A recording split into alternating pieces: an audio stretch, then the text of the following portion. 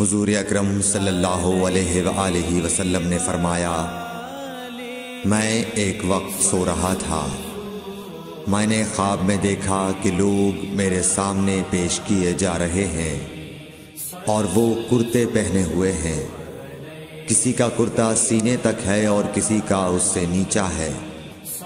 پھر میرے سامنے عمر بن خطاب لائے گئے، ان کے بدن پر جو کرتا تھا اسے وہ گھسیٹ رہے تھے، یعنی ان کا کرتا زمین تک نیچا تھا۔